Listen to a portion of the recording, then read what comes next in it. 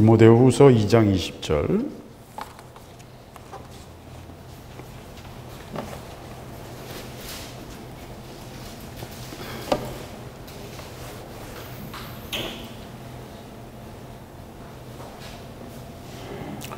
어, 26절까지 한 절씩 교독하겠습니다. 제가 한 절 읽고 여러분 한 절 읽고 하겠습니다. 그러나 하나님의 견고한 죄송합니다. 19절을 읽고 앉았네요. 큰 집에는 금과 은의 그릇이 있을 뿐 아니요 나무와 질그릇도 있어 귀히 쓰는 것도 있고 천히 쓰는 것도 있나니 그러므로 누구든지 이런 곳에서 자기를 하게 하며 귀히 쓰는 그릇이세요 거룩하고 주인의 쓰심이 합당하며 모든 선한 일에 이르게 함이니라. 또한 네가 청년의 정욕을 피하고 주를 깨끗한 마음으로 부르는 자들과 함께 의와 믿음과 사랑과 화평을 쫓으라. 어리석고 무식한 별돈을 버리라. 뒤에서 다툼이 나는 줄 알리라. 마땅히 주의 종은 다투지 아니하고 모든 사람을 대하여 온유하며 가르치기를 잘하며 참으며 거역하는 자를 온유함으로 치료하시니 이고 하나님이 저희에게 회개함을 주사 진리를 알게 하셨다 하며 저희로 깨어 마귀의 올무에서 벗어나 하나님께 사로잡힌 바 되어 그 뜻을 쫓게 하실까 함이라. 아멘. 아멘.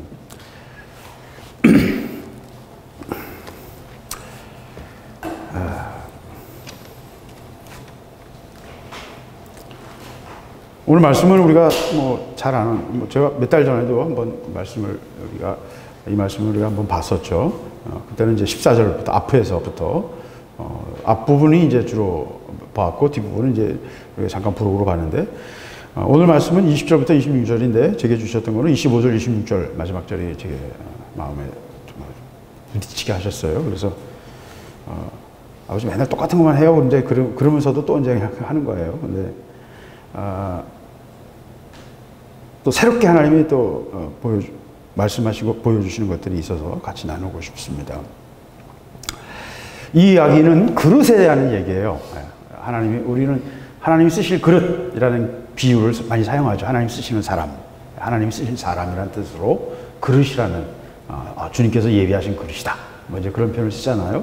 그래서 그릇이라는 것을 가지고 표현을 하는데, 그릇이라는 것은 인간이 사용하는 아주 유용한 도구죠. 만약에 이 그릇이 없으면 이 물은 사용할 수 없어요. 그죠?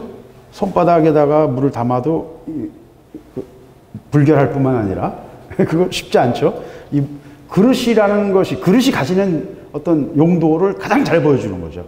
액체로 된 경우는 그릇이 아니면 우리가 그것을 사용할 수가 없죠. 어디를 전달하든지 요리를 하든지 뭘 하든지. 그래서 인류 역사를 이해하는 데 고고학이 굉장히 중요한 지표가 톡이에요. 그릇. 어디서나 사람들은 그릇을 가지고 먹어야 되잖아요. 그래서 가장 쉽게 만들 수 있는 것으로 그릇을 만들어 왔어요. 그 중에 흙으로 구워서 톡이를 만들었습니다. 주로 여러분 항아리를 만들거나 밥주발, 우리가 저 밥그릇처럼 옛날 주발 있죠? 주발. 두툼하면서 그 옛날 그릇들. 그걸 주로 많이 만들어 왔습니다. 그래서 역사를 볼 때 그 토기는 흔하고 안 썼기 때문에 토기가 역사의 지표가 돼요. 어느 시대의 토기인지. 그 시대마다 특징이 나타나거든요. 그래서 토기가 모든 역사를 해석하는 데 가장 중요한 잣대 역할을 합니다. 그릇입니다. 그것이 그릇. 인간의 삶에서 그릇은 굉장히 중요한 것이죠. 그래서 큰 집에는 그릇이 여러 가지가 있습니다. 살림하는 주부들 입장에서는 그릇이 혼수의 중요한 역할을 했죠. 요새는 그냥 다이소에서 그냥 1,000원짜리 막 그릇 사다가 막 때려 쓰니까 별로 그게 이제 좀 가치가 인식이 좀 덜하지만, 제가 결혼할 때만 해도 저희 장모님이 바리바리 그릇이, 나 그릇이 이렇게 많은 줄 처음 알았어요. 막 바리바리 그릇을 위해서 딸내미 살림하는데 이제 좀 마음 예쁜 거 써라 이거죠. 그릇을 이제 보냅니다. 옛날 그 시집 갈 때는 그릇이 제일 중요한 혼수 중에 하나였어요. 굉장히 중요한 거였습니다. 물론 옛날에는 이제 나무 그릇도 많이 썼습니다. 어느 시대에는 토기를 또 많이 썼지만 토기는 잘 깨지기 때문에 나무로, 절에 가면 여러분 절에서 절밥 요새 유행하잖아요. 그때 볼, 이렇게 큰 우리 냉면 그릇 같은 볼을 사용하는데 나무를 깎아가지고 만든 거 거기다 오칠을 한 거예요. 거기다가 모든 걸 담아 먹어요. 그거 한 그릇이면 동양 다니면서 그걸로 동양 받는 겁니다. 그래서 시주를 받아서 그걸로 밥을 먹고 그릇 하나로 그냥 모든 걸 다 해결해요. 거기다가 다 합니다. 밥 먹고 바로 그 물을 넣어서 그걸 다 헹궈서 설거지까지 그 자리에서 끝내고 왜? 탁발하면서 먹고 살 때는 그렇게 할 수밖에 없어요. 그게 훈련이 된 거예요, 스님들은. 근데 그 사람들이 쓰는 그릇은 나무로 만들어서 오칠을 했어요. 오칠을 함으로써 나무 그릇이 가진 고유한 약점을 다 커버합니다. 나무 그릇은요, 그릇을 사용하는데 여러 가지 한계가 있어요. 우리는 그걸 잘 못 느껴요, 이 시대는. 왜 그 코팅 기술이 좋아가지고 유약을 바르고 뭐 해서 또 금속으로 그릇을 주로 많이 쓰잖아요. 그러니까 잘 모르는데 그릇을 사용하면서 인류가 굉장히 많은 어려움을 많이 겪었어요. 왜? 그릇에 나무 그릇 같으면 그 틈새에 박테리아가 이 음식물 찌꺼기가 끼어가지고 박테리아가 자라거든요. 이빨 사이에 치석이 자라서 그것이 이빨을 썩게 하는 것처럼 박테리아가 자라거든요. 토기도 마찬가지예요. 토기도 작은 구멍이 있어요. 그 속으로. 그래서 유약을 바르지 않은 토기를 여러분 퐁퐁 같은 거요. 액체 비누 있잖아요. 예, 그런 걸 사용하면 거기 다 빨아 들어가요. 빨려가지고요. 그거 뽑아내기까지는 계속 그거 두고 먹는 거예요. 그러니까 그런 여러 가지 문제가 있어요. 나무 그릇도 역시 똑같은 그런 문제가 있습니다. 그래서 오칠을 해가지고 쓰기 전에는 굉장히 여러 가지 이상한 물질들이 나와요. 실제로 로마 시대에는요, 합금으로, 주석 종류의 합금 또는 은으로 합금을 만들어서, 은으로 잔을 만들어서 많이 썼는데, 그 당시 재련기술이 좋지 않기 때문에 납이 많이 들어있었어요. 그래서 그 은잔으로 또는 주석잔으로 포도주를 엄청 마셨는데, 그 포도주는 산이거든요. 포도주가 그 금속을 조금씩 녹여요. 그래서 납이 계속 빠져나와요. 또, 로마 사람들은 수도관을 썼는데, 그것도 역시 그릇이에요. 관을 가지고 길쭉하게 만든 그릇이죠. 그래서 수도관을 가지고 물을 공급했는데 그 수도관과 수도관을 연결하는 것을 납으로 했어요. 그리고 이게 낙차가 있는 곳에 압력을 주는 곳에는 납으로 만든 관을 썼어요. 그게 다 또 물이 녹아가지고 나비에서 녹아가지고요. 로마 시민들이 평균 수명이 40세 정도였어요. 왜? 납 중독이. 그릇이 얼마나 무서운 존재를 좀 아시겠죠. 예. 그릇은 배탈을 나게 할 수도 있고 평생 납 중독이 돼서 식물인간이 되게 할 수도 있어요. 그릇이 잘못 전달하면. 그릇이 순수하게 주인이 원래 계획한 그것, 음료수면 음료수, 어떤 음식이면 음식, 고기면 고기, 그것만 잘 전달하면 되는데 그게 아니고 다른 게 섞이면 어떻게 된다? 질병이 생기거나 평생 바보가 될 수 있어요. 평생 목숨을 잃을 수도 있고 평생 비틀려가지고 이러고 살 수도 있다는 거예요. 그게 그릇이 가진 본질적인 문제예요. 오랜 시간 인류는 그래서 그릇과 많은 어려움을 겪어요. 근데 오늘 이 디모데에게 바울이 보내면서 하는 이야기는 그릇은 여러 종류가 있는데 그릇이 귀 쓰는 것도 있고 천이 쓰는 것도 있다. 조금 전에 제가 말한 것처럼 나무 그릇도 있고 질 그릇도 있고 쉽게 깨트릴 수 있는 질 그릇도 있고 은으로 만든 그릇도 있고 금으로 된 그릇도 있어요. 여러분 금 그릇 보셨어요? 예, 요새 금 그릇도 유행하대요. 예, 놋 같은 걸로 또는 알루미늄 같은 걸로 만들고 금을 코팅해가지고 금 그릇을 팔더라고요. 예, 뭐 그런 거 좋아하는 사람들도 그렇게 사가지고 금 그릇에 밥을 먹는다. 뭐 인도나 아랍의 부자들은 금 그릇은 기본이고 모든 손 닿는 부분은 다 금으로 만들어요. 수도꼭지부터 저기서 다. 수도꼭지도 이탈리아에서 수입한 금으로 된 수도꼭지가 있는데 그 꼭지 하나가 뭐 한 300만 원 되더라고요. 20년 전에 300만 원 정도 하더라고요. 그래서 야, 뭐 저런 걸 쓰는 사람도 있구나. 그러니까 사다가 쓰는 게 문제가 아니라 그거 설치하는 비용이 또 한 150만 원이에요. 왜? 기스만 남은 300만 원 날라가잖아. 그러니까 그거 다는 것도 큰일이에요. 다는 사람은 그걸 포장을 하고 작업하는데 준비만 한 몇 시간을 하고요. 그래가지고 신주 모드, 정말 무슨 상전 모시듯이 해가지고 그걸 달아요. 귀하게 여기는 거예요. 비싸니까. 자, 이제 설명이 충분히 됐으리라 생각됩니다. 어떤 그릇은 귀하게 쓰고 어떤 그릇은 천이 쓸까요? 제가 이미 설명을 다 했지 않습니까? 천이 쓰는 그릇은 제가 집에서 우리 딸내미들한테 막 신경질 낼 때가 있어요. 뭐냐면 강아지, 제가 이뻐하는, 우리 모든 식구가 다 이뻐하는 마루라는 강아지가 있는데 그 마루의 밥그릇을 싱크대에서 씻거나 우리가 쓰는 밥그릇에다가 마루에게 뭔가를 먹이를 주려고 그러면 막 제가 막 화를 냅니다. 욕을 내요. 예. 왜? 바로 그런 행동 때문에 지금 에이즈가 왔고 에볼라가 와 있고 지금 코로나도 그런 바이러스거든요. 동물과 인간이 서로 접촉하는데 너무 밀접하게 접촉할 때 거기서 와요. 체액과 체액이 만날 때 오는 거예요. 그러니까 짐승들하고 강아지들하고 키스하지 마세요, 여러분. 뭐가 올지 몰라요. 하나님이 선을 그으실 때는요, 다 이유가 있어요. 막 전 신경질 내거든요. 왜? 그것이 뭘 의미하는지 알기 때문에. 막 애들은 막 불평을 해요. 근데 아니, 그게 아니야. 어른들이 구분할 때, 하나님이 지시하실 때는 다 이유가 있는 거예요. 깨끗이 하면 귀한 귀 쓰는 것이 되고, 깨끗지 않으면 천이 쓰는 그릇이 될 수밖에 없어요. 개밥그릇이 될 수밖에 없어요. 제가 지난번에도 말씀드렸습니다만, 금그릇이라고 금으로 된 그릇이에요. 근데 거기에 똥이 묻었으면, 개똥이 묻었으면, 또는 새똥이 묻었으면 그 금그릇이니까 좋으니까 거기다 밥을 받아 드시겠냐고요. 거기다가 고깃국을 받아서 밥을 말아 먹겠냐고요. 여기서 금이냐 은이냐는 존재 자체가 아니라 뭐예요? 정결함. 하나님의 다루심, 하나님의 빚으심, 하나님 보시기에 금과 은과 같아야 한다는 것입니다. 더 나아가서는 하나님이 쓰시고자 하시는 그 쓰심에 하나님이 무엇을 위해서 그걸 쓸 거냐, 이 그릇을 어떤 용도에 쓸 거냐라는 하나님의 그 쓰심에 합당해야 된다는 것입니다.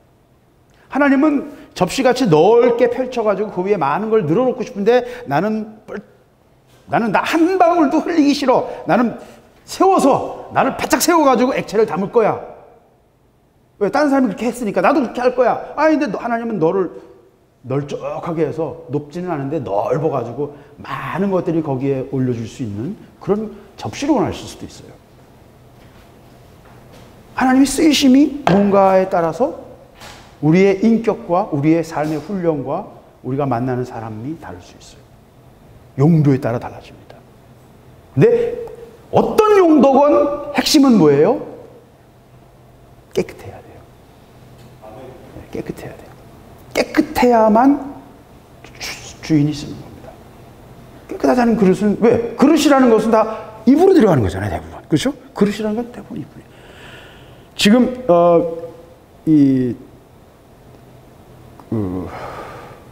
난파선에서 고대 난파선에 발견됐는데 큰 포도주가 사람 키만큼 이렇게 막 1m 한 50 정도 되는 톡이에요. 큰 톡인데 그게 포도주 병이에요. 그 포도주를 배에다 싣고 다니면서 수출했던 거예요.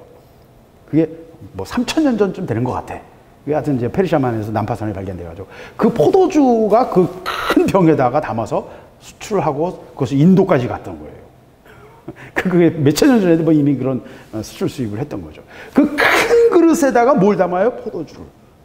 그래서 그것을 멀리까지 가져가는 거예요. 그것을 위해서 장인은 계산을 해서 잘 만드는 거예요. 여러분 독굴 만드는 게 얼마나 어려운 줄 아세요? 그냥 덩치가 크면요, 그 갈라지기도 쉽고 여러 가지 어려움이 있습니다. 근데 그거를 크게 만들어 가지고선 포도주를 담아서 수출하는 거예요. 그게 발견이 돼가지고 고고학자들이 난리가 난 적이 있습니다. 귀 쓰는 그릇은요, 그 용도와 쓰임에, 주인의 의도에 맞아야 돼요. 하나님 우리를 쓰실 때도 그렇습니다. 우리는 왕왕 하나님의 일을 하나님의 관점에서 보지 않고 내 관점에서 비교하면서 누구처럼 되기를 바랄 때가 많아요. 자기 자신에 대해서. 그건 좀 이상한 거. 아까 말한 것처럼 하나님 접시를 쓰시려는데 나는 컵이 되겠다는 거와 똑같은 거예요. 하나님은 물을 담으실 게 아닐 수도 있다고요, 우리를. 하나님이 쓰시고자 하시는 용도에 따라서 다를 수가 있어요, 사람마다. 근데 깨끗하게만 하면 하나님은 쓰세요. 그리고 하나님의 쓰이심에 합당하기 위해서는, 귀 쓰는 것이 되기 위해서는 깨끗할 뿐만 아니라 더 나가서 거룩해야 돼요. 깨끗함은 우리 편에서의 준비예요. 하나님이 우리를 하나님의 말씀을 통해서, 하나님과의 교제를 통해서 우리를 거룩하게 변화시키십니다. 하나님 말씀으로 거룩해지고요. 거룩함에 접촉함으로 거룩해져요. 구약의 이야기처럼. 또는 신약에서 예수님 말씀하신 것처럼. 아버지의 말씀으로 우리를 거룩해야 하십니다. 그래서 우리가 거룩해져야 하나님의 일에 쓰임을 합당하게 되는 것입니다. 왜? 하나님이 우리를 쓰시고자 하시는 핵심은 뭐예요? 물을 나르는 것도 아니고 음식을 나르는 것도 아니고 뭘 나르려고 하십니까? 아버지의 생명을 나르기를 원하세요. 생명의 도구가 되기를 원하십니다. 우리를 통해서, 우리 인격을 통해서, 우리 삶을 통해서 하나님의 말씀이 증거되고 생명이 증거되기를 원하세요. 예수 그리스도를 통해서 우리에게 주시는 그 생명이 우리의 삶을 통해서 전달되기를 원하세요. 그래서 사도 바울은 그것을 우리를 통한 향기로 표현하기도 했고, 빛으로 표현하기도 했고, 비석이라고 표현하기도 했어요. 너희 마음판에 새긴 비석이다. 하나님의 말씀을 새긴 것이다. 이렇게 비유하기도 했습니다. 뭐 여러 가지로 말할 수 있지만 오늘 말씀에서는 그릇으로 비유하는 것입니다. 그 생명을 담기에 합당한 우리의 인격과 우리의 삶이 돼야 된다는 것입니다. 그래서 하나님이 얘에다가 좀 담아서 쓸 수 있겠구나라고 판단하실 때 우리를 들어 쓰시는 거예요. 기준은 깨끗함과 거룩함이에요. 거룩함은 우리의 영역이 아니고 하나님의 영역이고 하나님의 빚으심의 영역입니다. 그러나 우리가 거룩하게 되기 위해서는 우리 자신을 쳐서 복종시키고 우리 자신을 스스로 불의해서 자기를 깨끗하게 하고 스스로 자기를 정결하게 해야 돼요. 깨끗하게 하는 방법은 여러분 하나밖에 없어요. 여러분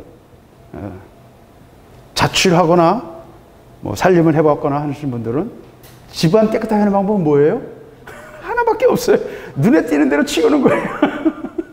설거지 안 쌓이게 하는 방법은 뭐예요? 먹고 나면 일단 해버리는 거예요. 먹고 나면 바로 해야 돼요. 그러면 설거지가 쌓일 틈이 없어요. 방법이 없어요. 깨끗하게 하는 건 하나밖에 없어요. 계속되는 순간순간 하나님 도전 주실 때마다 무릎 꿇어야 돼요. 기도해야 돼요. 설거지 하려면 물이 필요한 것처럼 우리는 순간순간 이 모든 깨끗하게 함의 과정 속에는 뭐가 필요해요? 기도가 필요합니다. 하나님 말씀이 필요합니다. 기도가 이 모든 과정에는 기본이 물이에요. 물과 같아요. 기도를 통해서 하나님 우리를 스스로 깨끗하게 하기 기대해야 하시고 아버지의 부르심에 합당하도록 자기를 준비하기를 하나님은 원하신다는 것입니다.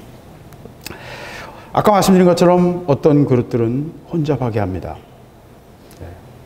자기가 가진 것을 더하기도 하고요. 독을 풀기도 하고요. 썩게 하는 것들, 부패한 것들을 품기도 합니다. 우리가 충분히 그럴 수 있어요. 우리의 기질과 우리의 악한 습관들, 우리의 본성들 속에서 그런 것들이 있어요. 우리 악하거든요, 우리 속에. 우리가 아무리 거룩한 채 해도 우리가 악합니다. 그렇기 때문에 우리 속에 분명히 그런 부분이 있어요. 그게 달아줘야 돼요. 잘 다뤄줘야 하나님 쓰실 수 있는 그릇이 됩니다. 여러분 이거 아십니까? 모든 분야에서 A급 축구로 말하면 프리미어 리그에 나갈 수 있는 사람들 수준. 한국 축구가 아니고 한국 야구 말고 전 세계에서 한 100명 안에 들어가는 A급 선수는 굉장히 희귀해요. 그 중에서도 프리미어 리그에서 또 A 플러스는 한 몇 명 안 돼요. 손흥민이가 간신히 거기 턱걸이 할까 말까 하는 수준이죠. 아주 유명한 선수들, 우리가 전 세계에서 다 아는 선수들, 어느 분야든지. 그럼 몇 사람 안 되죠. 10사람 이미만입니다. 그건 진짜 A 플러스고요. 그래 A급만 돼도 그건 대단한 거예요. 그럼 집안 팔자가 펴는 거예요. 기본 연봉이 100억 원 기본으로 들어가니까. 근데 그 아래 B 플러스는요, 몇천 명, 몇만 명이에요. 미국 메이저리거는 몇천 명, 천여 명 정도 될까요? 근데 그 밑에 A 플러스는요, 몇만 명이에요. 팀도 수천 개예요. 제가 뭘 말하는지 여러분 아시겠죠? 고만고만한 건 굉장히 많은데 진짜 쓸만한 거는 드물고요. 진짜 마음대로 쓸 수 있는 거는 더 드물어요. 하나님 나라의 하나님의 고민이에요. 우리도 마찬가지고 사회도 마찬가지고 똑같아요. 똑같은 원리예요. 진짜는 항상 드물어요. 거기에 핵심이 뭡니까? 자기 자신을 하나님의 쓰이심에 합당하게 자기 자신을 빚어가는 것, 변화되는 것, 합당한 존재로 빚어져 가는 것. 자기 관점을 거기에 맞춰야 돼요. 하나님이 나를 쓰시고자 하는 그 쓰이심에 내가 합당하게 변화되어야 된다는 것입니다. 그게 가장 중요한 포인트입니다. 그래서 모든 선한 일에 예비함이 되리라. 하나님은요, 모든 시대 하나님의 일을 위해서 하나님의 일꾼들을 예비하십니다. 미리미리 예비하세요. 예, 미리미리 예비하세요. 항상 예비하세요. 훈련시키시고요. 근데 다 훈련시킨다고 다 쓰임받는 것도 아니고요. 버티고 고집 센 나귀처럼 고집 센 말 안 듣는 우리 그 못된 어떤 애처럼 뭐 하여튼 무조건 엉덩이 깔고 막 오락바락 소리 지르고 막 그런 애들 있잖아요. 막 대드는 애들. 예. 있어요, 분명히. 성령께서 우리를 빚어가시곤 하시는데요. 우리 참 말 안 듣거든요. 그래서 오늘 뒤에 25절에 보면 거역하는 자들이라는 표현이 나오는데 25절에 거역하는 자.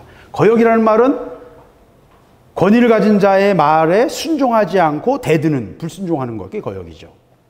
권위를 가졌는데 말을 들어야 되는데 말을 안 듣는 거예요. 부모가 말하는데 자녀가 말을 안 듣거나 선생님이 말하는데 학생이 말을 안 듣거나 경찰관이 지시하는데 운전자가 말을 안 듣거나 그건 거역이에요. 공무집행 방해가 돼버립니다. 거역하면 안 되죠. 근데 말로는 거역 안 해. 대들지도 않아. 근데 결과적으로는 거역해. 왜? 말을 안 듣거든. 불순종하거든. 예. 미적미적거리고요. 꾸물럭꾸물럭거리고요. 예. 쉽지 않습니다. 결과적으로는 불순종이죠. 결과적으로는 거역하는 것이죠. 하나님 나라는 그런 경우가 너무 많아요. 그래서 하나님 정말 쓰시고자 하실 때 필요한 사람을 쓰고 싶어도 B 플러스나 B 제로는 엄청 많은데 A 플러스가 A가 없는 거예요. 항상 준비된 모든 면에서 완전히 준비된 자가 없는 거예요. 이 하나님 나라 고민입니다. 주인의 쓰심에 합당해져야 돼요. 제대로 빚어지지 못해서 하나님의 일을 어그러뜨리는 일이 많습니다.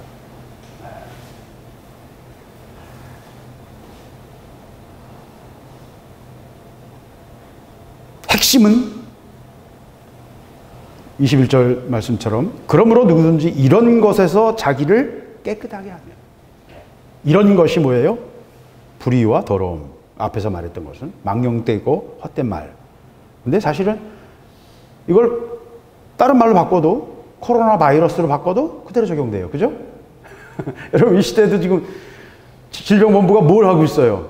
코로나 바이러스 걸린 사람, 확진자 찾느라고 난리법석이잖아요. 근데 코로나 바이러스는 여러분의 생명을 굉장히 낮은 확률로 죽여요. 현재 확률로 걸려도 여러분 여기 계신 분들은 확률이 거의 없어요. 0.1%도 안 돼요. 60대가 되면 한 3%, 70대가 되면 한 10%, 80대가 되면 한 25%. 4명 중 한 사람 돌아가시는 거예요. 젊은 사람들은 거의 확률이 없어요. 그러니까 그 대신 굉장히 몸을 상하고 평생 그 상처를 안고 살아가요. 폐에도 상하고 아주 여러 장기가 한번 박살나요. 그래서 절대로 걸리지 말라고 의사들이 막 신신당부하는데 조심하라고. 굉장히 중요한 이야기죠. 죄도 코로나 바이러스와 똑같아요. 원리가. 똑같다니까요. 코로나 바이러스가 무서운 것처럼 죄는 우리의 영원한 생명을 앗아가거든요. 코로나 바이러스는 내 육체의 생명만 앗아가는데 그것도 낮은 확률로. 근데 죄는 100% 확률로 여러분의 영원한 생명을 끌어갑니다. 그러니까 더 무서운 거죠. 코로나 바이러스를 지금 우리는 두려워하고 막 온 세계가 그거 찾느라고 막 난리법석인데 진짜 두려워해야 될 건 두려워하지 않고 있는 거예요. 죄는 그것보다 100배는 더 무서운 거예요. 오늘 지금 성경이 말하는 바로 그것입니다. 그런 것에서 자기를 깨끗하게 하라는 거죠. 죄로부터 자기를 깨끗하게 하라는 거예요. 죄를 썩는 것은 코로나 바이러스를 썩는 것과 똑같아요. 코로나 바이러스 걸린 걸 알면서도 노래방에 가서 노래하고 코로나 바이러스 걸린 거 알면서도 일터에 가서 일을 한다 그러면 그 사람은 심각한 거죠. 그죠? 똑같은 것입니다. 하나님의 일 똑같은 것입니다. 똑같은 원리입니다. 그래서 하나님은 하나님의 일에 쓸만한 사람을 찾으신다는 것입니다. 쓸만한 사람. 우리가 복잡한 거 안 해도 돼요. 하나님이 나를 어디에 쓰시던 그 쓰시고자 하시는 일에 언제든지 그냥 쓰실 수 있는 모든 선한 일에 예비한 자. 어떤 일을 갖다 맡겨도 그냥 감사함으로 그 일에 예비된 자가 돼야 돼요. 하나님의 일에 쓰임받는 것을 위해서.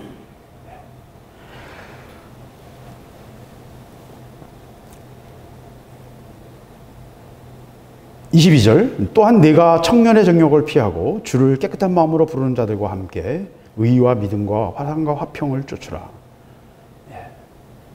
합당한 그릇이 되기 위해서 계속해서 이야기하는 이제 몇 가지를 이야기하시는데 이건 이제 디모데에게 권면하는 것입니다. 젊은 사역자였던 디모데에게 청년의 정욕을 피하라 이렇게 말씀하십니다. 이게 우리를 더럽힐 수 있는 것 중에 가장 큰 것 중에 하나가 우리의 안에 있는 청년의 정욕이죠. 세상을 사랑하는 것들, 육체를 사랑하는 것들. 청년의 정욕의 가장 대표적인 것은 물론 본능적인 종족 보존의 본능입니다. 이거 인간이 누구나 갖고 있는 것이죠. 그래서 이거는 우리가 묶여있기 때문에 이게 터지면 이거는 막을 방법이 없어요. 그래서 이건 피해야 돼. 잘 피해야 되고 지혜로워야 돼요. 청력의 정욕에 걸리면요, 이거는 막을 방법이 없어요. 그래서 잘 피해야 돼요. 피하라고 그러시잖아요. 피하라. 말씀의 단어는요, 아주 정확합니다. 하나님은 꿰뚫어 보시거든요. 창조 순간부터 마지막 순간까지 하나님은 그냥 꿰뚫어 보시거든요. 청년의 정욕은 피해야 될 물건이지 내가 잘 단련해가지고 맞붙어야 될 대상이 아니라는 거예요. 정욕의 문제는 피해야 돼요. 제가 훈련 받을 때는 제자훈련에서 제가 이제 훈련을 많이 받았었는데 한국 제자훈련이라고 거기서 이제 기본 규칙 중에 하나가 자매와 같이 이야기할 때는 꼭 방문을 열어놔라. 방문을 열어놔라.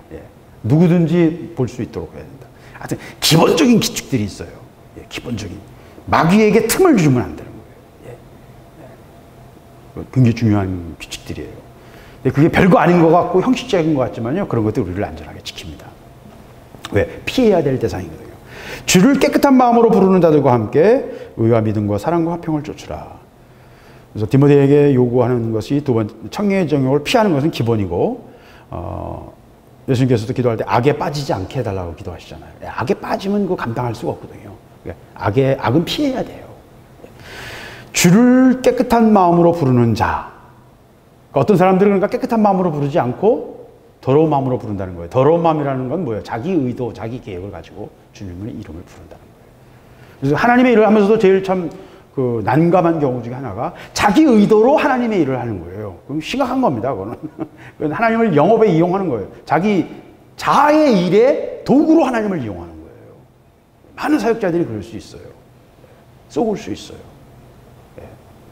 그래가지고 막 비난도 하고 여러 가지 말을 하지만 하나님은 이렇게든 저렇게든 고양이 손을 빌려서라도 추수되는 일을 해야 되거든요. 그러니까 하나님 이렇게 저렇게 하시긴 하는데 자기 야욕, 자기 어떤 욕심을 가지고 하나님의 일을 하는 것은 오늘 뭐라 그래요? 깨끗한 마음이 아니다. 그렇죠? 하나님은 순수함, 순결함을 기뻐하십니다. 순결함, 순수함처럼 아름다운 것이 없어요. 하나님이 정말 기뻐하세요. 순수함을 하나님 기뻐하십니다. 더럽혀지지 않은 것. 그건 누구나 다 마찬가지 아닐까요? 그죠? 깨끗한 거 좋아하지 누가 지저분한 거 좋아하는 사람 누가 있겠어요? 여러분 손수건에 막 피도 묻고 막 코도 묻고 막 꾀죄죄한 손수건 누가 주면 그걸로 입 닦으실 생각 있어요? 깨끗해야 그나마 잘 안 닦지만 그나마 그래도 급하면 닦을 수 있죠. 근데 지저분한데 그걸로 닦겠냐고요. 깨끗한 마음으로 불어야 돼요. 하나님 앞에 나아가는 것은 자기 의도를 가지고 하나님께 나아가는 것은 더러운 것입니다. 불순한 것입니다. 그래서 많은 사람들이 자기 의도를 가지고 하나님께 나왔다. 결국은 스스로 자기 의도에 자기가 빠질 수밖에 없어요. 그것이 자기 올무가 될 수밖에 없습니다. 그러면서 의와 믿음과 사랑과 화평을 쫓으라. 구해야 될 것들에 대해서 말합니다. 의에 대해서, 믿음에 대해서. 그 일이 의를 이루는가, 그 일이 믿음을 더하는가, 그 일이 사랑을 이루는가, 그 일이 화평을 이루는가를 보라는 거예요. 그것이 어떤 기준이 돼서 네 어떤 선택을 하라는 거예요. 의라는 말은 기준이죠. 하나님 앞에서 옳은 것입니다. 하나님의 기준, 하나님의 어떤 택하심, 하나님의 기준이죠. 하나님 앞에서 떳떳함, 하나님 앞에서 담대할 수 있는 것입니다. 의로운 자는, 하나님 말씀 앞에서 의로운 자는 담대해요. 의를 가질 때 우리는 담대할 수 있어요. 강할 수 있어요. 강력한 힘이 나와요. 그 속에서는. 의가, 그래서 의의 호심경이라고 그래요. 의가 우리 앞에 탁, 내 앞, 갑바. 남자라면 물개들이 싸울 때 막 하면서 탁 고개 쳐들잖아요. 그런 것처럼. 예, 남자는 이거거든요. 예, 탁 의의 호신교. 그래서 내가 하나님 앞에서 옳다는 것은요, 굉장히 강력한 힘이에요. 내가 하나님 앞에서 뭔가 구린 게 있으면요, 그걸로 바람이 다 빠져가지고요, 힘마리가 없어요. 하나님이 우리를 쓰시고 싶어도 바람이 빠져가지고 이게 형체가 안 나와요. 하나님 작전이 맞을 수가 없어요. 능력이 아무리 강력해도요, 그거 다 빠져나간다니까요. 그래서 의로워야 돼요. 담대해야 돼요. 우리가 내 의식 속에 양심에 꺼리끼는 것들을 그냥 끌고 다니면 안 돼요. 어떻게 해요? 바로바로 설거지해야 돼요. 바로바로 얘기하고요. 바로바로 깨끗하게 해야 돼요. 계속 깨끗하게 하는 것이 깨끗한 집을 갖는, 깨끗한 설거지, 살림을 하는 기본이죠. 계속 씻는 것밖에 방법이 없어요. 믿음을 쫓는가? 예. 믿음이라는 말은 신실함, 하나님을 신뢰하는 마음. 하나님 말씀하신 거에 대해서는 끝까지 그것을 의지하고 그것을 기대하는 마음, 하나님을 믿는 마음, 하나님을 의뢰하는 것. 반대는 불신이겠죠. 믿는 자는 평안이 있습니다. 왜? 하나님을 의뢰하기 때문입니다. 불안해하지 않습니다. 두려움이 없습니다. 믿지 못하는 자는 두려워합니다. 사랑은 하나님에 대한 사랑과 우리가 말하는 것처럼 하나님에 대한 사랑이 결국 우리의 신앙의 본질이죠. 하나님의 사랑과 인간에 대한 사랑인데, 사랑을 쫓는가? 이것이 사랑을 이루는가 아닙니다. 반대는 미움이냐 원망입니다. 사랑을 쫓을 때는 감사와 기쁨이 있습니다. 사랑으로 하는 일들은 감사하고 기쁨이 있어요. 근데 사랑으로 하지 못하는 것들은 미움이나 자기 의도나 어떤 자기 계획을 하는 것들은 불평이 나오고 원망이 나옵니다. 화평을 이루는가? 화평이라는 말은 공동체, 두 사람이라도 공동체가 되면 그 공동체 속에서 분쟁이 없는 것입니다.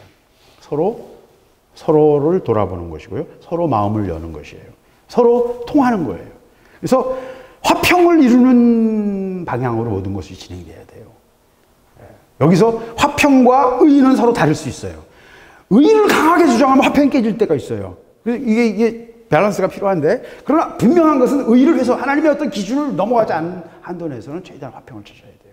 그건 이제 지혜가 필요하겠죠. 근데 중요한 거는 화평을 잃으면 분쟁이나 다툼에 빠지게 되고요. 분쟁과 다툼에 빠지는 순간 이미 우리는 영적으로 길을 잃고 우리는 어둠 속에 있게 됩니다. 형제를 미워하거나 갈등하거나 형제를 이겨먹으려는 마음을 그 자체가 이미 어둠 속에 있는 것이에요. 그래서 의와 믿음과 사랑과 화평을 쫓으라 라고 디모데에게 지금 바울이 권면하고 있는 것입니다. 그리고 23절, 어리석고 무식한 변론을 벌이라. 이에서 다툼이 나는 줄을 알미라. 여러 번 제가 말씀드렸습니다만 논리와 언어로는 진리에 이를 수 없습니다. 생각으로는 진리에 갈 수 없어요. 결론이 나지 않아요. 왜? 인간의 언어는 근본적으로 그렇게 정교하지 못해요. 인간의 사고력도 그렇게 크지 못해요. 닮을 수 있는 용량을 넘어가요. 이제 컴퓨터를 우리가 하시면서 용량이라는 개념이 이제 이해가 되잖아요. 컴퓨터의 저장 장치보다 더 큰 그림, 더 큰 동영상은 집어넣을 수가 없잖아요. 그죠? 어떻게 핸들링이 안 돼요. 그건 어떻게 할 수가 없어요. 오직 그리스도의 영 안에서만 진리에 이를 수 있고요. 자유에 이를 수 있습니다. 진리를 아는 자는 자유예요. 자유가 있어요. 그 속에. 진리를 아는 자는요, 모든 것에 대해서 자유예요. 그거 꿰뚫어 봐요. 모든 문제에 대해서 진리가 그 안에 있으면요, 모든 문제에 대해서 꿰뚫어 볼 수 있어요. 진리는 그를 자유하게 합니다. 그가 진짜 진리 안에 있는가는 그 사람이 묶인 게가 있는데 없는가를 보면 알아요. 아주 단순한 거예요. 진리 안에 있는 사람은 자유예요. 그래서 어리석고 무식한 변론을 벌이라는 말은 말다툼하지 말라는 거예요. 생각과 논리로 뭔가를 규명해서 옳고 그름을 따지려고 하지 말라는 거예요. 하나님의 말씀을 기준으로 단순하게, 아주 단순하게. 하나님 나라는 아주 단순한 것이에요. 복잡하게 말하면서부터 이미 그거는 틀린 거예요. 왜? 하나님 나라는 그렇게 만드시지 않으셨어요. 아주 단순하게 만드셨어요. 인간이 복잡한 것뿐이에요. 하나님은요, 하나님 하신 말씀들을 보세요. 다, 주님 하신 말씀들 다 단순한 말씀, 아주 단순한 얘기예요. 너무 단순해서 심오해서 우리가 그냥 넘어갈 뿐이에요. 그 뭔 소리인지 못 알아듣는 것 뿐입니다. 그래서요, 뭔가 말을 잘해서 우리가 누군가를 설득하거나, 신학적 논쟁도 마찬가지예요. 저는 뭐 WCC 문제니 뭐 마지막 때 일어나는 여러 가지 얘기를 가지고 요새 막 여러 가지 얘기하잖아요. 그 논쟁에서 여러분 논쟁은 하지 마세요. 왜? 뭐가 옳고 그른 거에 대해서 우리가 별로 따질 필요도 없어요. 그냥 열매를 보면 알죠.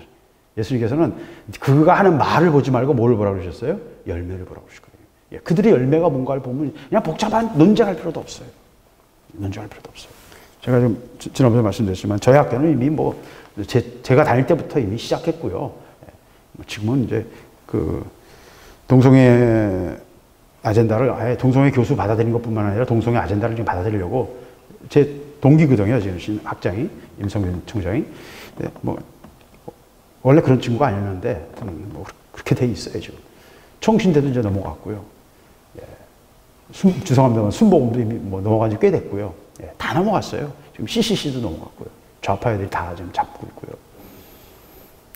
뭘 가지고 당신이 이렇게 막 그 간별사처럼 뭐 이단 판별사야 네가? 이제 그럴 수 있겠습니다만 그냥 제가 보는 기준이에요. 그냥 제가 보는 기준이에요. 다 넘어갔습니다. 그러니까 여러분 뭔가를 논쟁을 통해서 뭐 이게 옳다 그러다 그런 거 따질 생각 처음부터 하지 마세요. 이 시대는 이제 그런 시대 이미 지나갔어요. 이제 어떻게 살아남을 건가? 예수님이 하셨던 것처럼 야 빨리 가자. 피해 다니셨잖아요. 가로누다가 한 게 뭐예요? 예수님이 그 시간에 어디 있다는 정보였잖아요. 그거에 은 30명을 받은 거예요. 예수님이 뭐 하셨어요? 계속 피해 다니셨어요. 예수님 지하 운동가였어요. 로마나 유대 그 사두개인들 권력자들 앞에서는 예수님은 지하 운동가예요. 예. 그런 시대로 지금 이미 들어가 있습니다. 그래서요 변론으로 뭔가 되지 않는다는 것입니다. 논쟁으로 되지 않아요. 그냥 할 말만 하고요. 말은요 이루어지면 성취됨으로써 그 말이 입증되는 거거든요. 그러니까 논쟁할 필요도 없어요. 그냥 말하고 안 믿으면 할 수 없고 믿으면 그 사람이 깨닫게 되는 거고요. 예. 24절 마땅히 주의 종은 다투지 아니하고 모든 사람에 대하여 온유하며 가르치기를 잘하며 참으며 예. 하나님의 종으로서 가져야 될 또 이제 기준들을 얘기합니다. 좋은 그릇이 뭐냐는 걸 지금 계속 설명하고 있는 거예요. 그러면서 정욕을 피해야 되고 기준이 의도가 순수해야 되고 뭘 쫓아야 되는지 의와 믿음과 사랑과 화평을 쫓는 자여야 되고 변론과 다툼에 빠지지 말아야 된다.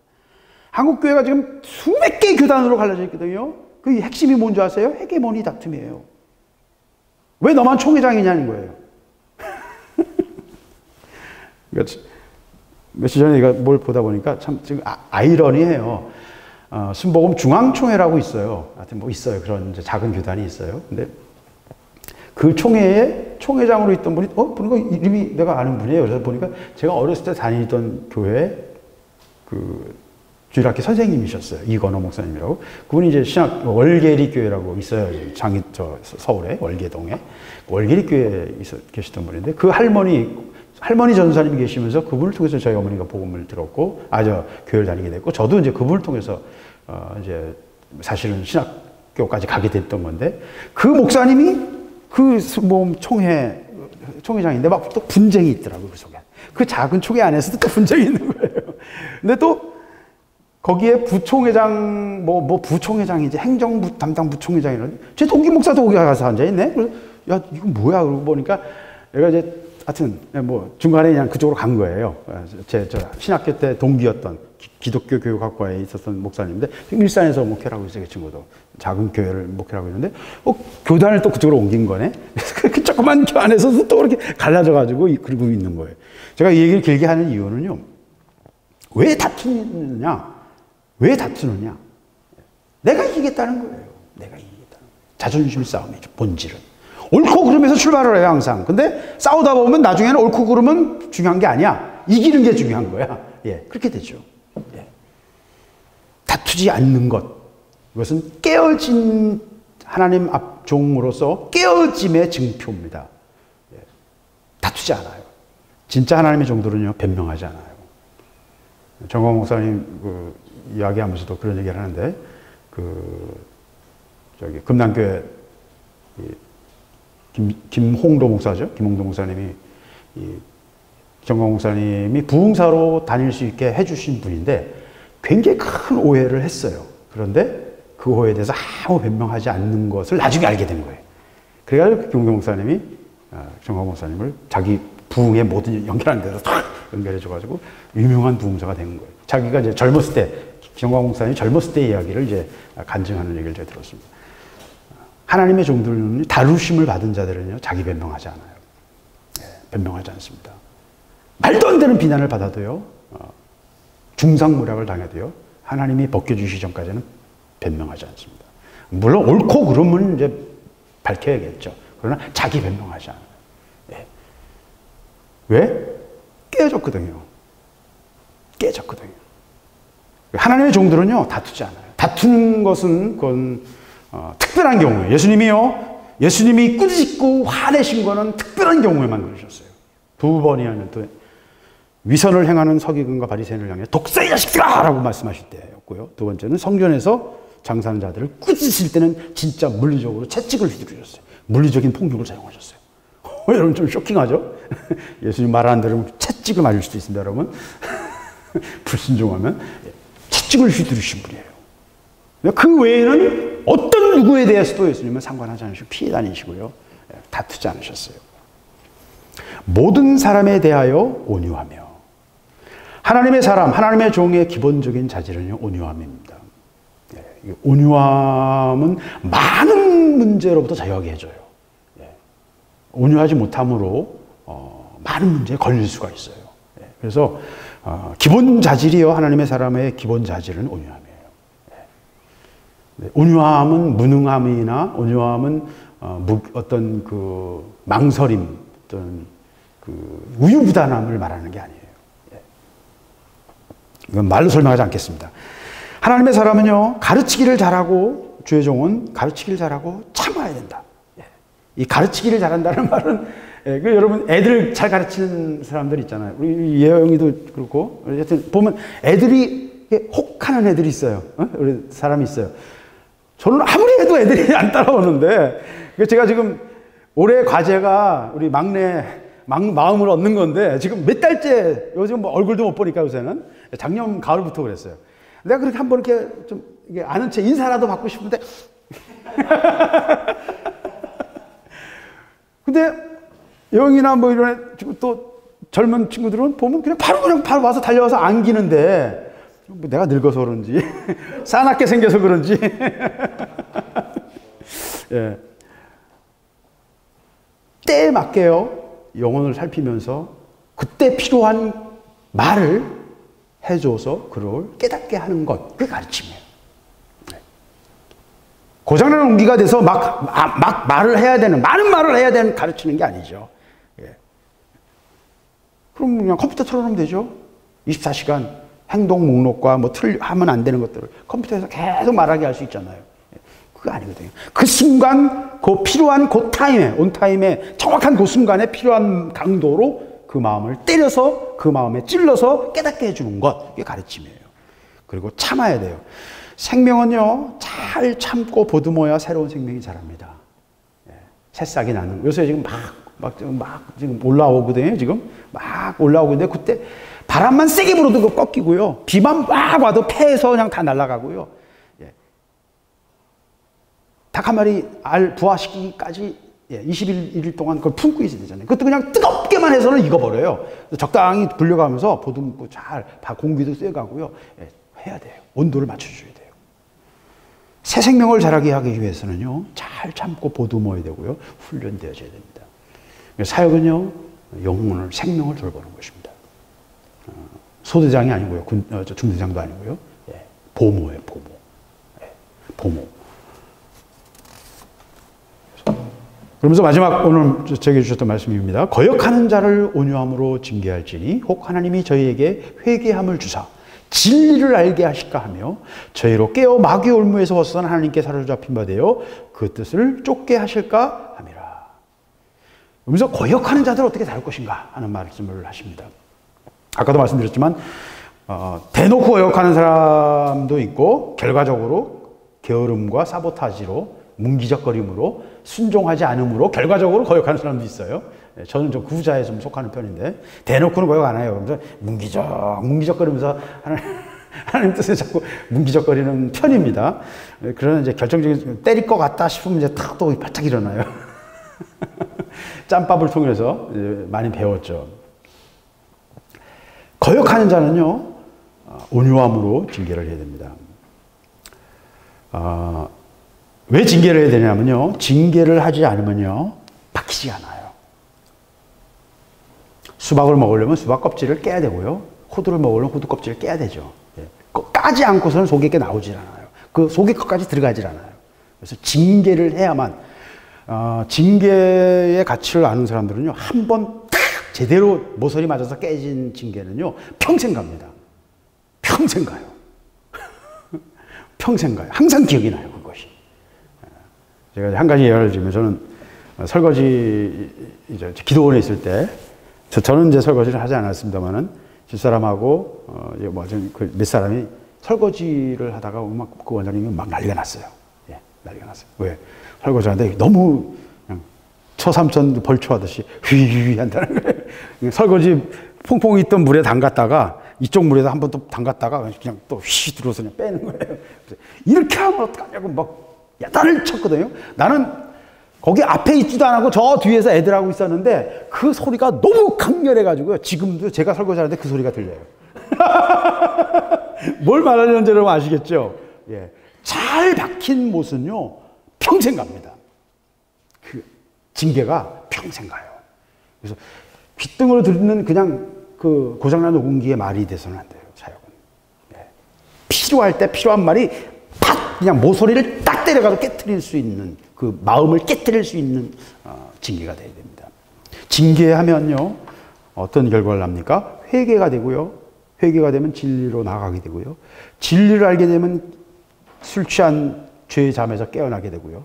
깨게 되면 자기가 뭐에 묶여 있는지 보이고요. 그러면 그 올무에서 벗어날 수 있어요. 죄의 능력은 자기 마음대로 벗어날 수 없거든요. 그리고 그렇게 되면 하나님께 뭔가 내가 묶임에서 풀려야 하나님께 온전하게 사로잡히면 됩니다. 나귀가 풀어야, 고삐를 풀어야 나귀를 탈 거 아닙니까? 뭔가에 묶여 있는데 어떻게 그걸 끌고 가요? 주인이 둘인데 누구 말을 들을 거예요? 하나님께 사로잡히게 되기 위해서는요, 성령이 충만하여 성령의 인도하심을 따라 사는 삶을 살기 위해서는 뭐 해야 돼요? 마귀의 모든 올무에서 벗어나야 돼요. 그리고 성령의 충만함 삶으로 인도함 받을 때에 우리는 하나님의 뜻을 쫓을 수 있다는 것입니다. 짧은 말씀이지만 이 말씀 속에 큰 그림이 들어있죠. 너무너무 놀라운 말씀입니다. 그러면서 회개하기 위해서 어떻게 해야 돼요? 징계를 해야 된다는 것입니다. 깨달음을 줘야 돼요. 어느 땐 그래서 필요할 때는 강하고 단호하고 명확하게 지적해야 될 때도 있어요. 손가락질해야 될 때도 있고요. 그럴 때 그걸 먹을 수 있는 믿음도 있어야 돼요. 그래서 다 도망가잖아요, 교인들이. 못 견뎌서 다 도망가잖아요. 이 시대는 귀 후벼주는 목사를 원하지 머리통 치는 목사를 원하지 않거든요. 귀를 후벼주기를 원하죠. 시원하게 귀를.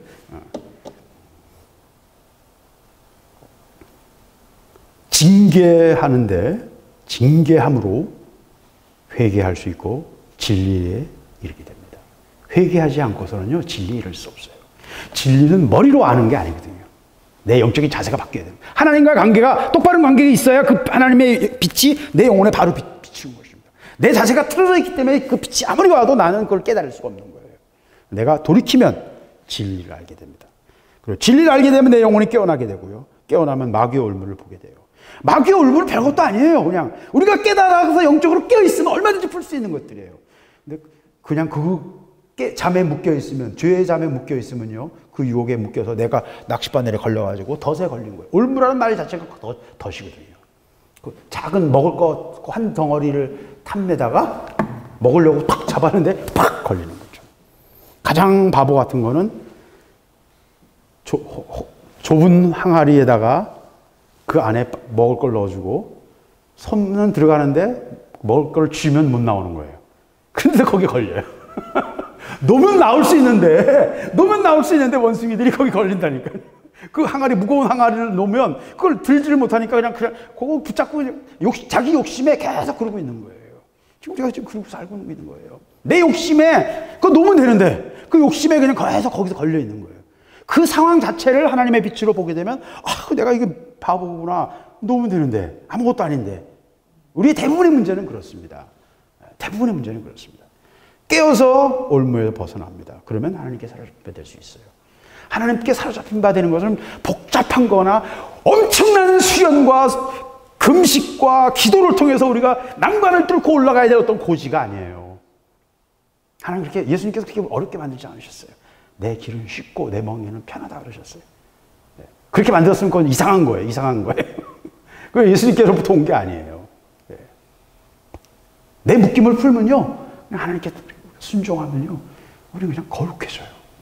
존재의 변화가. 어떤 수도로도, 몇천 년 수도로도 안 되는 것들이 하나님의 은혜 안에 있어요. 우리를 거룩하게 하고요, 우리 존재의 변화가 일어납니다. 순종하면, 성령의 인도함을 받으면. 네, 못하게 하는 건 뭐예요? 묶여 있는 것들이에요. 우리의 영적으로 잠들어 있는 부분들. 네. 그래서 자기 삶을 다 볼 수 없어요. 자기가 자기를 다 못 봅니다. 자기는 익숙해가지고 그냥 다 괜찮은 것처럼 생각하지만 실제로는 잘 보면요, 얽혀 있는 것들, 묶여 있는 것들이 많거든요. 네. 그것도 하나님이요, 가끔 정신 차리게 하세요. 뒤통수 한 대씩 때리시면요, 정신 부쩍 차려져서 풀려나게 되고 합니다. 지금 그 얘기를 하고 계십니다. 저는 결론을 말씀드리고 싶어요. 하나님이 쓰시고자 하실 때 준비된 그릇이 되어야 됩니다. 어설픈 거 말고요, 귀한 그릇으로 써야죠. 이왕이면 귀한 그릇이 되어야 될 거 아닙니까? 귀하게 되는 것은 우리가 결정하는 것이에요. 우리 자신이 결정합니다. 얼마나 내가 나를 정결하게 하느냐, 얼마나 손을 풀어놓느냐, 나를 붙잡고 있는, 나를 집착하게 하고 있는 것들, 그거 놔야 돼요. 다 놔야 돼요. 그것 때문에 우리가 올무에 걸리거든요. 그걸 놔야 돼요. 그러면 하나님이 우리를 어떻게 하세요? 거룩하게 하세요. 하나님께 사로잡힌 바 되게 하시고요, 하나님의 뜻을 행하는 존재로 우리를 바꾸십니다. 그럼 앞으로 나가야 되겠죠.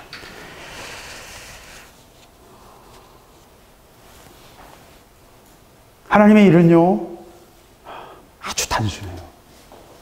너무 단순하고요, 너무 명확하고요, 너무 정교해요. 너무 단순한데 너무 정교하고요.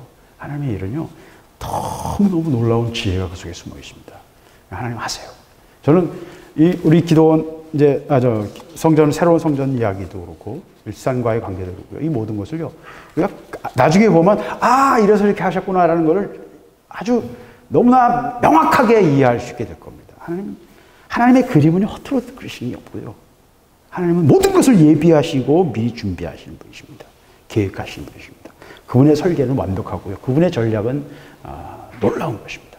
하나님은 일을 하실 준비를 하고 계세요. 문제는 온전하게 쓰임받을, 쓸만한, A+까지는 안 받아도 A는 돼야 될 거 아니에요. 그렇죠? 쓰고 싶은데 뭐 이런 결격 사유가 있고 저런 결격 사유가 있고 자꾸 그러면 곤란하잖아요. 제게 하는 말입니다. 그래서 하나님 앞에서 하나님이 쓰시기에 그 쓰이심에 합당한 존재로 우리가 빚어져서 모든 선한 일에 예비함이 되는 자, 그것이 우리의 목적이고, 이것은 크기나 직분 이런 거 아무 상관없어요. 그건 우리 이 땅에서의 얘기예요. 그냥 이 땅에서의 얘기고, 하나님 앞에서는 다 똑같아요. 그리고 우리가 각자가 준비된 만큼 쓰임받는 것입니다. 하나님이 우리를 사용하실 수 있어요.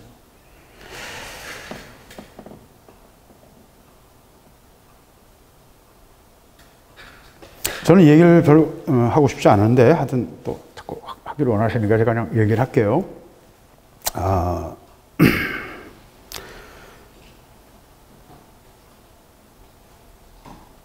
전쟁 얘기를 제가 이제 계속 여러 번 말씀드렸는데, 미국하고 중국은 이제 결정을 했어요. 거의 결정을 했고, 중국이 무릎을 꿇느냐 아니면 전쟁을 하느냐의 방향으로 지금 가고 있는데,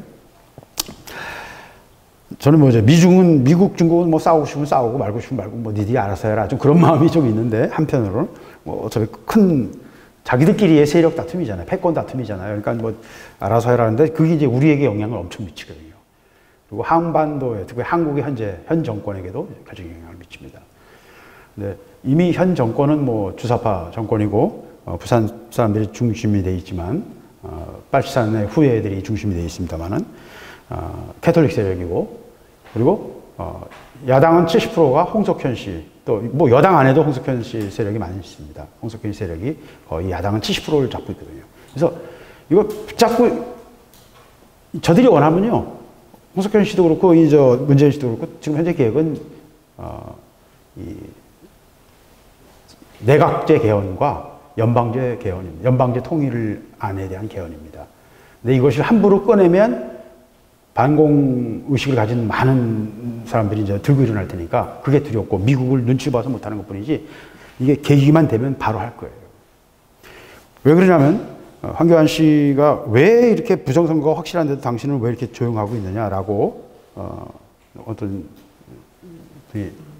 질문을 했는데 황교안 씨가 이렇게 얘기를 했다고 그래요. 뭐 진위 여부는 저도 잘 모르겠어요. 근데 하여튼 뭐 말씀하신 분이 이제 신실한 분이니까 뭐 그런가 보다 믿을 수 있겠다 이렇게 생각을 하는데 이미 다 넘어갔기 때문에 만약에 자기가 대대적으로 부정선거의 증거를 가지고 투사로 나와서 하게 되면 이 사람들이 바로 그냥 연방제 개헌으로 넘어갈 거다. 예. 그 시간을 안 줄 거라는 거예요. 뒤집을 수 있는 시간을 안 줄 거라는 거예요. 그래서 자기는 이제 지금 현재 단계에서는 조용히 할 수밖에 없겠다라고 얘기를 그렇게 변명 같아요. 근데 하여튼 그렇게 얘기를 했어요. 근데 저는 그게 정확하다고 봐요. 제가 이 얘기를 길게 하는 이유 중에 하나가 홍석현 씨는 제가 말한 것처럼 삼성의 대리인이었어요. 마름. 삼성의 자금을 가지고 홍석현 씨 동생인 홍석기라는 사람이 법조인들을 관리했어요. 그래서 우리 법조계에는 김일성 장학금이 있고 운동권을 통해서 북한으로부터 내렸던 김일성 장학금이 있고 법조인 중에 한 10% 정도가 됩니다. 나머지 한 40%는 삼성 장학생들이에요. 그 삼성 장학생을 관리하던 게 홍석현 씨와 홍석기 그 동생이었어요. 홍석현 씨는 언론과 기업들을 관리했어요. 주로 언론은 삼성의 광고를 가지고 그리고 기업들도 역시 삼성과의 거래를 가지고 창구 역할을 한 거예요. 왜? 삼성이 직접 할 수는 없잖아요. 이건희 씨가 직접 할 수는 없고 삼성 사람들이 직접 하게 되면 그건 또 여러 가지 법에 걸리니까 그 처남인 홍라희 씨 동생이잖아요. 이건희 씨. 이건희 씨 부인인 홍라희 씨의 동생이 홍석현 씨거든요. 그래서 삼성의 대리인 역할을 하다가 지금 실제로 한국을 지배하게 된 거예요. 왜? 삼성과 이건희 씨가 쓰러진 다음에 홍석현이가 홍라희 씨를 앞세워서 경영권을 잡으려고 했어요. 이부진이를 앞세워서 딸들을 앞세워가지고 경영권을 잡으려고 하다가 이재용 씨가 감옥에 가 있는 사이에 감옥에 가 있는 사이가 아니고 그 전에 그러다가 이제 포기했죠. 힘에서 졌어요. 그런데 최순실 씨를 통해서 박근혜 대통령 탄핵하기 직전에 최순실 사건을 통해서 이재용 씨를 엮어가지고 집어넣은 사이에 또 역시 제2의 시도를 했습니다. 그때도 역시 받아쳐가지고 그것들은 확실한 이제 반역이기 때문에 홍석현 씨는 중앙일보 회장직에서 물러났고 자기 어머니 홍라희 씨는 이 씨가 지배하는 삼성을 홍 씨가 지배하고 싶었던 거예요. 외가의 반란이었던 거예요. 그래서 홍라희 씨가 관장이었던 리움 관장에서 자기 어머니도 쳐내버렸어요. 그게 이제 2차 반란이죠. 그리고 지금 현재 세 번째 반란이 이루어지고 있어요. 구속. 삼성바이오 승계 문제를 가지고 지금 구속영장이 기각됐죠. 저는 기각될 거라고 생각을 했어요. 그래서 다른 사람하고 얘기를 했는데, 왜냐하면 이 문제는 이제 한국 단계를 넘어갔어요. 이제 삼성의 경영권을 건드리는 거는 삼성에 투자한 6천억 달러 이상을 투자한 미국의 큰 손들의 이익에 관련되거든요. 경영권을 건드리면 삼성이라는 그 황금알을 앓는 거위가 경영권이 흔들리게 되면 삼성의 이익이 이상하게 될 수 있죠. 이상하게 찌그러질 수 있잖아요. 진보 진영의 수건 사업은 삼성을 잡아서 그 돈 쓰는 게 걔네들 수건 사업이에요. 삼성의 내부 자금, 유보 자금이 몇백 조니까 저거 배갈라서 우리가 나눠 짜는 게 지금 진보 진영에서 하고 있는 기본 틀이고요. 그 기술을 중국에 갖다 팔자라는 게 지금 기본 얼개거든요. 뭐 이건 언론에서 여러 번 다 얘기했으니까 뭐 별로 중요한 얘기가, 뭐 특별한 얘기가 아닐 겁니다. 이 미친놈들은 왜 저러고 있는 거냐? 그게 이념이 그렇게 무서운 거예요. 아젠다라는 게 무서운 거예요. 자기들이 왜 그걸 하는지도 몰라요. 위에서 지시하니까 하는 것 뿐이에요. 그런데 이런 아젠다는 전체적으로 다 딥스테이트가 글로벌리즘 하에서 지난 40년간 진행했던 것들이에요. 네오막시즘과 한국은 네오막시즘이라고 하는 것은 PC나 또는 다문화주의나 또는 동성애 이슈나 페미니즘 이슈 이런 것들이 다 포함된 거죠. 네오막시즘의 이슈예요. 약자를 이용해서 권력을 잡겠다는 겁니다. 쉽게 말하면. 공산주의 이슈는 김일성 장학금을 통해서 한국에 그동안 오랫동안 한국 언론과 사법과 그다음에 교육을 좌경화시켰어요. 그래서 한국은 이미 이제 젊은이들은 거의 이 시기 다 돌아가 버렸어요. 그러니까 투표에도 이제 소용이 없는 시대로 들어가고 있습니다. 이런 상황에서 한국은 어떻게 그럼 중국 편에 들어가는 거냐? 중국 편에 들어가도록 이미 세계 정부가 딥스테이트가 이미 계획을 했어요. 제가 계속 여러 번 말씀드렸잖아요. 2009년 이후로부터는 한국은 그 전까지는 한국은 전 세계 뉴 월드 오더의 유엔이 가진 기획이에요. 유엔이 가진 전 세계 10개 권역에서 한국은 일본 편에 속했었어요. 근데 2009년 이후로는 중국 편에 속해 있어요. 그래서 지금 한국에 있는 모든 세력은 다 한국을 중국 편으로 미는 일을 하고 있는 겁니다. 그걸 오바마 정권까지는 다 인정을 했어요. 근데 트럼프가 온 다음부터는 이 딥스테이트의 기획에 대해서 트럼프는 미국이라는 나라가 이제 약화돼야 되거든요. 패권국인 미국이 약화되고 전 세계가 평균적인 다 그만한 놈들로 다 나라로들로 채워져서 미국은 약화되고 그래서 전 세계가 새로운 질서로 들어가자는 게 그 사람들의 계획이거든요. 근데 트럼프는 지금 기독교인들과 함께 반란을 일으킨 거예요. 8천만의 복음주의 그리스도인들이 핵심 세력이에요. 그래서 트럼프의 반란이 성공해가지고 지금 미국은 뒤집고 있는 거예요.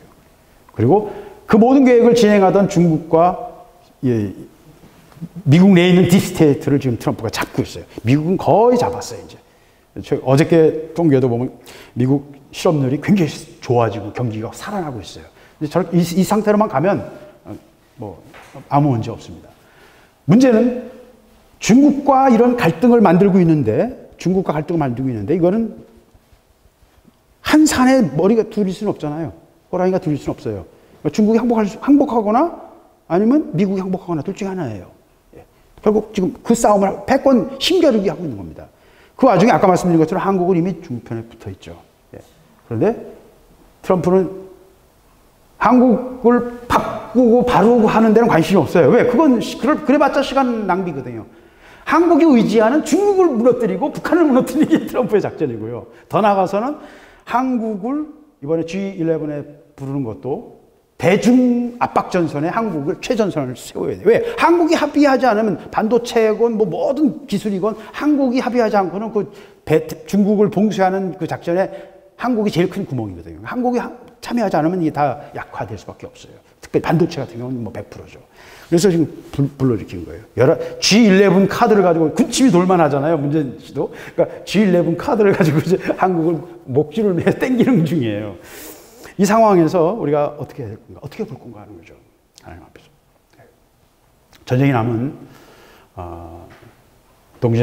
남진아에서 또는 대만 동사군도에서 시작될 수 있습니다. 그리고 그 전쟁이 벌어지면 또 조오도에서도 시작될 수 있습니다.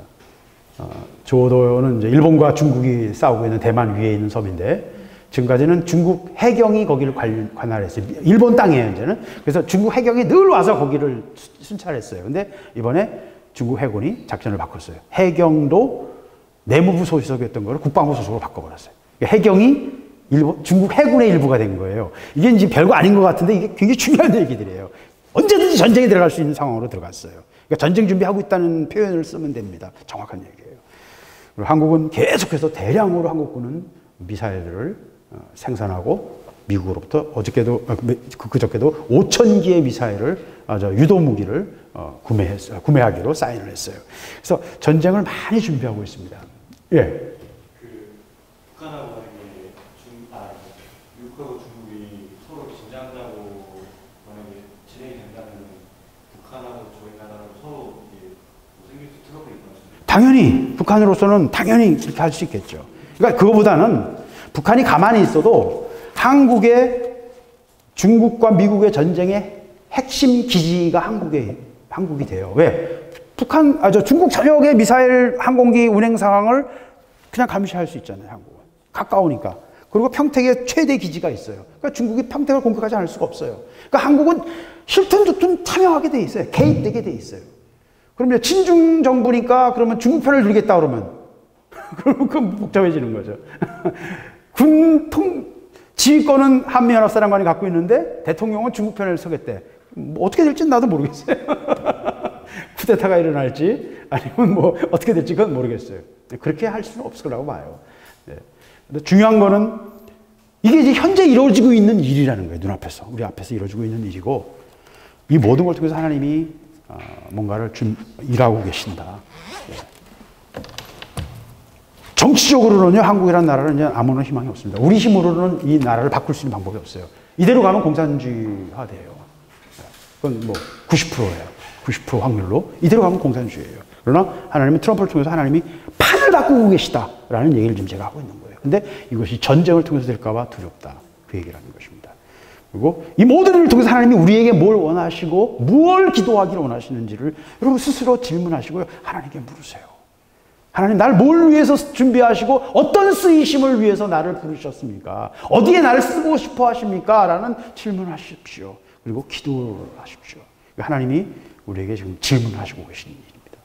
저는 이 두 번째 것도요, 이 현재 이루어지는 전국도요, 너무너무 살 떨리는 이 살얼음판이라서 막 정신이 없어요. 그러나 그것보다 더 중요한 건 뭐예요? 이 상황 속에서 내가 하나님의 일에 쓰이심에 합당하게 준비되어지느냐예요.